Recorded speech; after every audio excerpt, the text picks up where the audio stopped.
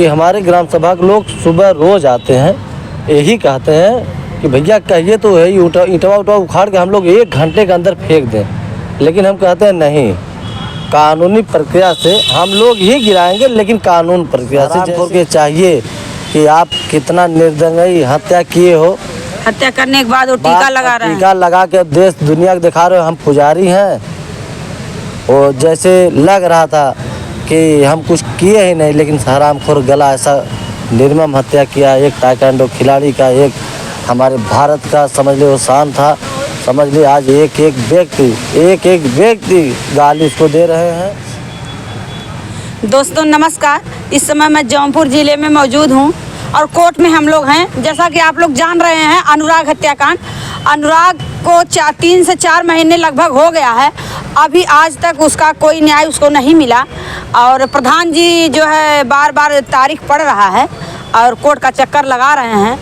इनसे थोड़ा सा जानने का प्रयास करेंगे। आज यहाँ पे तारीख था। प्रधान जी, आप तारीख पे आए थे? आज हम सुबह लगभग 2:15 बजे तक आ गए थे। तो अंदर गए कोर्ट में गए तो एक महिला पेशकार हैं, उनसे मेरी बात हुई तो यही कहीं कि भैया 17 तारीख को तारीख मिल गई है। हम कहें क्यों, आज कोर्ट नहीं चलेगी क्या? तो कह रहे थे कि नहीं भैया, ऐसा है कि कोई वकील का मृत्यु हो गया है, इसी कारण कंडोलेंस हो गया है। तो हम कहें 17 तारीख को तो सोमवार पड़ रहा है, सोमवार अक्सर जो है कंडोलेंस होता है, तो मंगलवार को दे दीजिए। तो कहें कि भैया ऐसा है कि मंगलवार को एक न्यायिक कोर्ट है, उसमें तहसीलदार साहब बैठते हैं, इसी कारण जो है सोमवार को दिया गया है। तो हम कहे चलिए ठीक है, सोमवार को ही आएंगे हम, क्योंकि अब जब मृत्यु हो गई है तो उसमें भाई कोई कुछ नहीं कर सकता है ना। और वही चीज़ें 10 तारीख को भी था कि कोई वकील का देहांत होने के कारण तो 14 पड़ा था, आज भी वही हुआ। इसी तरह से आप को डेट मिलता जा रहा है, आप चक्कर लगाते जा रहे हैं। देखिए, अब मृत्यु की वजह से तो डेट भाई पड़ गया है, लेकिन जैसे 5 तारीख को डेट था तो हम तो कहेंगे उसी दिन तहसीलदार साहब को थोड़ा निर्णय दे देना चाहिए। इतना डेट देने के बाद भी आप वकील साहब को आप जो है कहने पे डेट दे रहे हैं, तो अभी नहीं जानकारी था कि नहीं कोई की देहांत हो जाएगी। फिर भी हम कहे चलिए 17 तारीख को भी देखा जाएगा। और एक चीज़ और आपके चैनलों के माध्यम से हम बताना चाहेंगे कि जैसे राजेश, रमेश और लालमोहन, लालता जैसे एक जेल में हैं, जो भी यहाँ राजनीति कर रहे हैं, बैठ के एक जगह मीटिंग कर रहे हैं, तमाम लोग जा रहे हैं उनसे मिलने के लिए, जो तो वो लोग जब बाहर आ रहे हैं तो तमाम बात कर रहे हैं, तो उन लोगों के माध्यम से हम लोगों को हमें भी सूचना मिला कि देखिए 16-17 साल 16 आप जान लीजिए कि 16-17 साल का वो लड़का अनुराग था, उसका गला काटे हैं। और यहीं जौनपुर में जेल समझ लिए घर से, उनके घर से 7 से 8 किलोमीटर दूरी है। अब वो लोग ये सोचते हैं कि हम अपने घर में बैठे हैं, क्योंकि यहाँ ऐसे मीटिंग कर रहे हैं। तो हम तो ये कहेंगे आपके चैनल के माध्यम से और कप्तान साहब से निवेदन करेंगे कि इनको 4 जिला या तो 4 प्रदेश भेजा जाए, ताकि यहाँ कोई मीटिंग न कर पावे। यहाँ अगर मीटिंग करने से बाहर के लोग जा रहे हैं मिलने, नाते रिश्तेदार मिल रहे हैं, तो कुछ भी करवा सकते हैं, क्योंकि ऐसे किस्म के व्यक्ति हैं। तो हम तो यही चाहेंगे कि इन लोगों के अन्य जिला भेजा जाए, ताकि वो सब का अलग अलग अगर रहेंगे तो संपर्क नहीं होगा, तो कोई रणनीति नहीं बना पाएंगे। देखिए, रणनीति बनाने के लिए देखिए वो राजेश अपने ड्यूटी पे था, लेकिन उसकी कार्डिटिन ऐसे निकली, पूरा रणनीति वही रचा था। तो इस समय एक जगह हो गए हैं, तो उन्हें रचने में देर भी नहीं लगेगा। तो हम चाहेंगे अन्य जिला चले जाएं। अब देखिए, उस दिन कोर्ट में पत्रकार भाई पूछे उनसे, तो कह रहा था कि हमें कुछ मालूम ही नहीं है। लालतवा यही कह रहा था, हमें कुछ मालूम ही नहीं है। और उनके जो अनुराग का गला काटा है, तो कहा गया कि पत्रकार महोदय पूछे उनसे कि ये बताइए कि गर्दन आप ही काटे हो ना? आप ही काटो। तो कुछ बोल नहीं रहा था, कह रहा था कि जाके वकील से पूछिए। वकील पढ़े लिखे होते हैं, LLB किए रहते हैं और बुद्धिजीवी भी होते हैं, तो ये थोड़ी कहेंगे नहीं जाइए आप गला काटिए। लेकिन वो क्या, उसका एक लैंग्वेज यही था कि जाके वकील साहब से पूछिए। जैसे वकील साहब तो कहे हैं नहीं, लेकिन उसमें इतना दर्दगई काम वो किया है। अपने आपके कैमरे के सामने से मुंह भी छुपा रहा था। देश विदेश प्रदेश पूरा देखा, सब देखा और सब गाली दे रहे थे। देखिए प्रधान जी, जो ये बहुत बड़ी बात कह रहे हैं, ये कह रहे हैं कि चारों एक ही जगह हैं। ये बात तो सही है, चारों एक जगह हैं, तो वो तो अपने घर में ही हैं, उनको लग रहा है घर में हैं। उनको अलग अलग जिले में, प्रधान जी का कहना है उनको चारों को 4 जिले में किया जाए, ताकि वो लोग ये जो है फिर से एक कोई अपना न रखने पाएँ। देखिए, अगर एक जगह रहेंगे तो उसमें अनुराग के पिताजी परिवार को डर बनी हुई है। हम लोग भी भैया देखिए उनके साथ में हैं, आगे आगे हैं, तो वो रणनीति करके कुछ भी करवा सकता है, क्योंकि वो बहुत अलग ढंग का व्यक्ति है। और निवेदन करेंगे यहाँ से दूरी बना लें। और एक चीज़ बता दें कि जो तारीख पे तारीख पड़ रही है, ये चीज़ें बर्दाश्त के बाहर अब हो रही है। बता दें आपको कि बार बार सिर्फ तारीख मिल रही है। आज 3 साढ़े 3 महीना हो गया, चौथा महीना पूरा होने वाला है।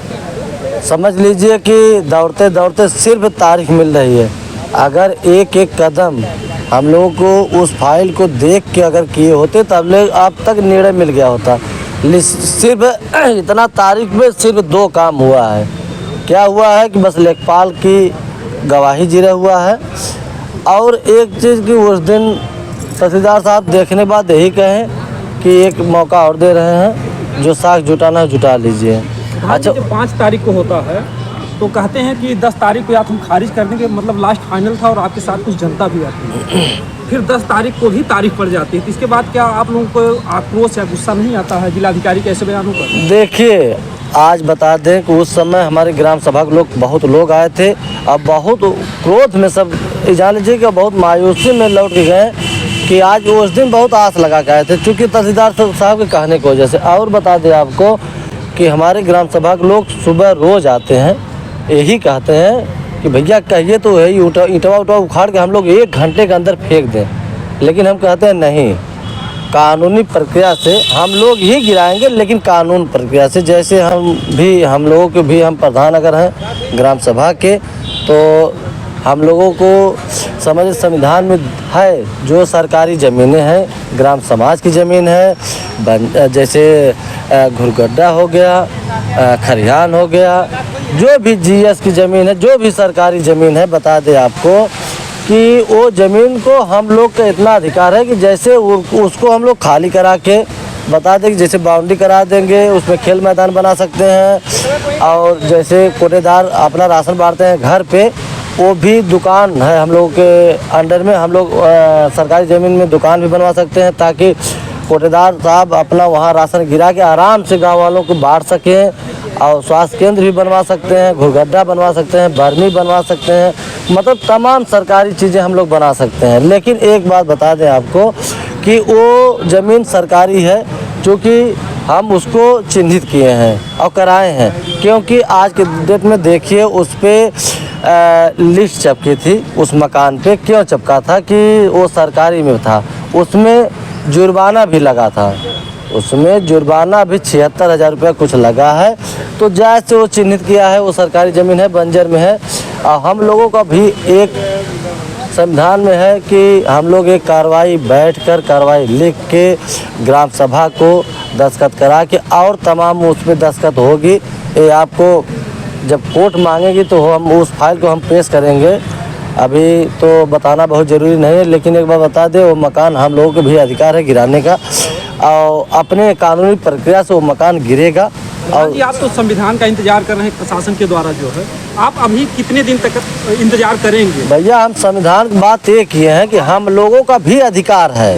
कहने का मतलब कि शासन प्रशासन तो अपना कानूनी कार्रवाई कर रही है, लेकिन हम लोग जो ग्राम प्रधान होते हैं उनका भी अधिकार होता है ग्राम सभा की ज़मीन पर अगर प्रधान हैं तो ग्राम समाज के मालिक होते हैं। अगर किसी का मकान भी बना है तो इतना प्रधान को इतनी पावर रहती है और इतना अधिकार रहता है कि उस मकान को गिरा सकते हैं और कोई भी सरकारी चीज़ बना सकते हैं वहाँ पे। प्रधान जी, तरीके से आपने जैसे खेत में सड़क निकलवा दिया, उसी तरीके से अगला निशाना घर पे है। देखिए, सड़क जो 40 साल से वो जोत रहे थे और स्कूल की ज़मीन थी वो निकलवा दिए हैं और टारगेट घर का है।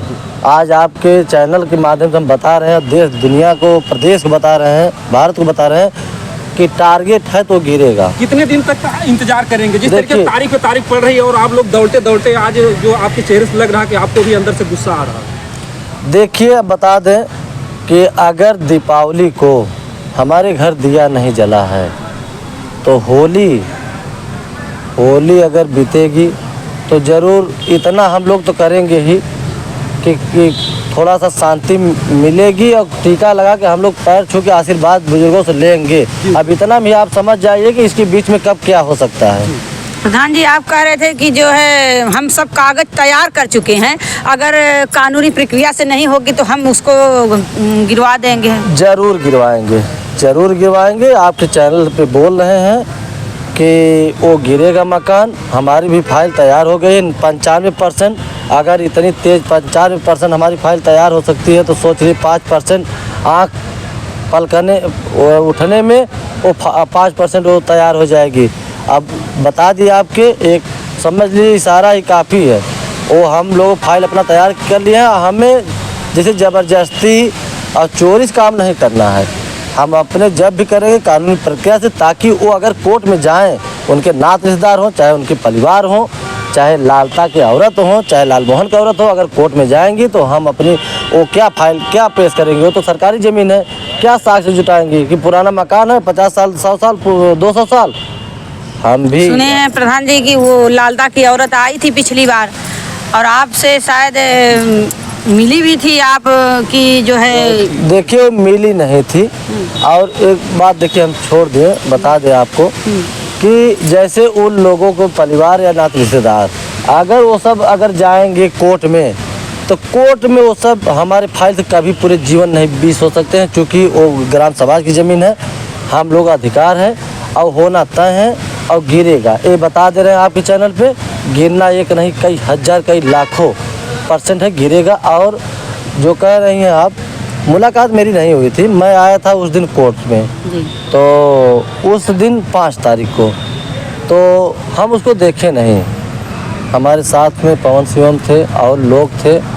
सब देखने के बाद तो कहें भैया जैसे वैसे ही लग रहे, तो हम आके देखे उसको पास से और देखे और कहें कि हाँ यार ये तो वही है, लालता की औरत आई है।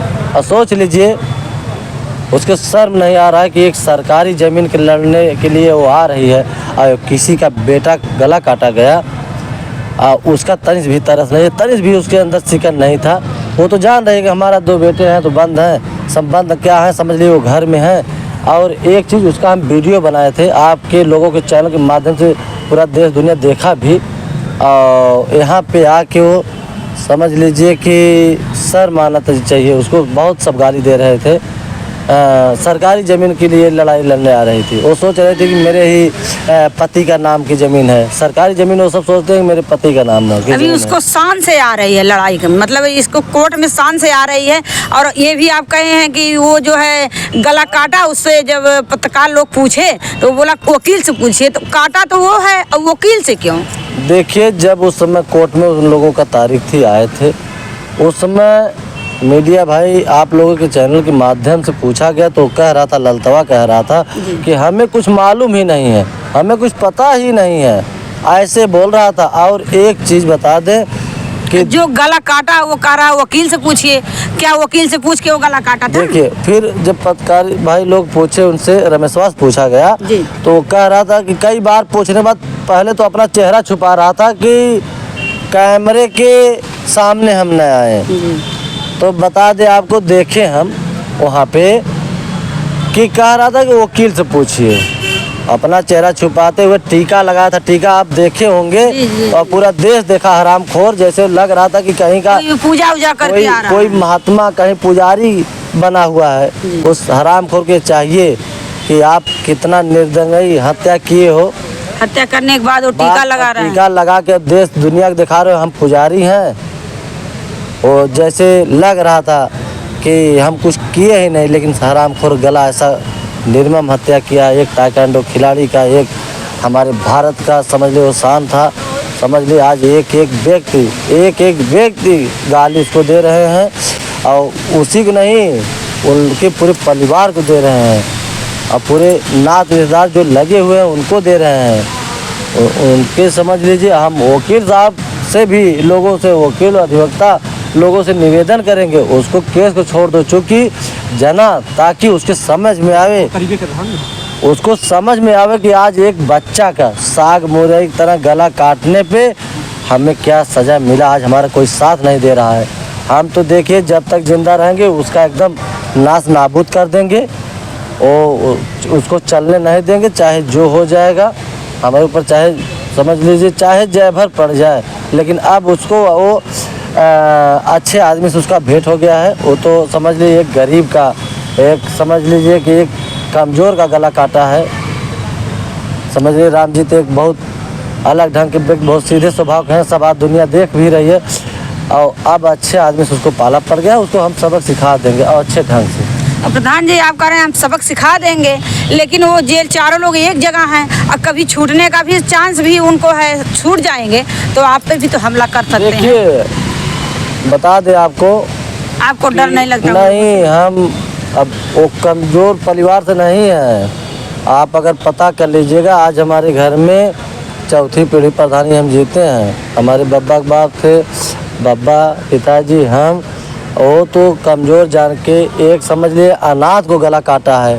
हम लोगों को अगर पास आ जाएगा ना तो उनको समझ में आ जाएगी, उनकी औकात समझ में आ जाएगा कि किससे पंगा लिए हैं। और वो पैसा नहीं, पैसा के बल पे वो लोग हिम्मत अगर होती ना तो हम लोगों से भिड़ के देखे होते।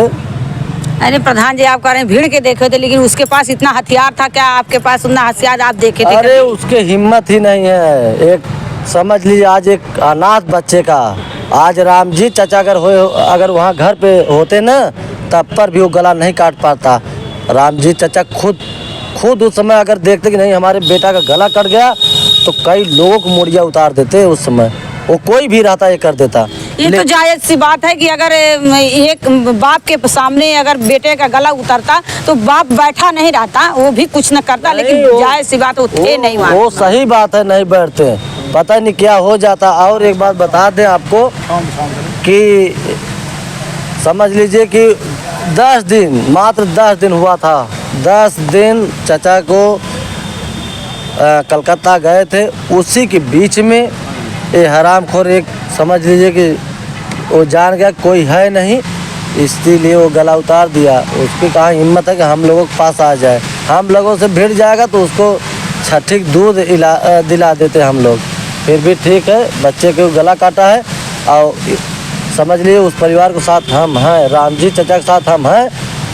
और इसी में इनको बता दे रहे हैं पूरे देश प्रदेश को, इसको इसी में नाश नाबूद कर देंगे। उनको समझ में आ जाएगा कि पहले क्या ज़िंदगी थी, अब क्या ज़िंदगी है। जेल में हैं, जिंदा हैं लोग, चारों लोग जेल में हैं, जिंदा हैं, चारों लोग इकट्ठा हैं, तब भी लालता की औरत को आंसू टपकता है। और जिस बच्चे का गला उतर गया उस माँ से नहीं पूछते। देखिए वो आंसू नहीं टपकता है, वो खुशियाँ का आंसू बहाती हैं, दिखावा करती है। वो दिखावा करती है, वो खुशियाँ का आंसू बहाती हैं। क्यों कि उस दिन आई थी जब कचहरी में तो उसके चेहरे पे मुस्कान ही था, हंस रही थी। आज उसका बेटे तो जान रहे जिंदा है, आज नहीं कल आराम से छोड़ जाएंगे। लेकिन उसको समझ में नहीं आया कि देखिए जब भी बेल पड़ेगी, जिस दिन डेट रहेगा, चाहे यहाँ हो चाहे हाई कोर्ट हो, हम खुद जाएंगे। और इसमें हम कदम बढ़ाए हैं तो सब ये सोच रहे हैं उनके जैसे परिवार के या लालतवा के रिश्तेदार, तो हमारा कदम 1 इंच पाछे नहीं हटेगा, 10 कदम आगे ही बढ़ेगा। मतलब आप छोड़ेंगे नहीं उनको जब तक उनको नाश नहीं कर पाएंगे? एकदम नाश नाबूद करके तभी छोड़ेंगे। अभी तो उसको समझ में नहीं आया, चूँकि इतना पैसा था, वो ज़िंदगी के विषय में सोचा ही नहीं कैसी मेरी ज़िंदगी है। वो यही सोचा ऐसे ही ज़िंदगी हरदम रहेगी। लेकिन अब उसको ये चीज़ जान लीजिए, उसका विनाश की घड़ी उसी दिन से उल्टी गिनती चालू हो गई। 30 अक्टूबर से ही सुबह से उल्टी गिनतियाँ चालू हुआ। अब उसकी उल्टी ही गिनतियाँ चालू रहेगी। उल्टी गिनती चालू अगर हुई तो एक एक कम ही होते जाएगी, तो नाश नाबूद होना तय है उसका। देखिए प्रधान जी जो कह रहे हैं वो कह रहे हैं कि साथ में हम लोग हैं और अंत तक साथ में रहेंगे। और देखिए कब तक ये प्रधान जी अपना जलवा दिखाते हैं, मतलब घर को गिरवाते हैं, इनके हाथ में है। प्रधान जी खुद कह रहे हैं कि मेरे हाथ में है, मैं कागज़ तैयार कर रहा हूँ और तैयार करने के बाद घर को गिराऊंगा। इसी शब्दों से जय हिंद।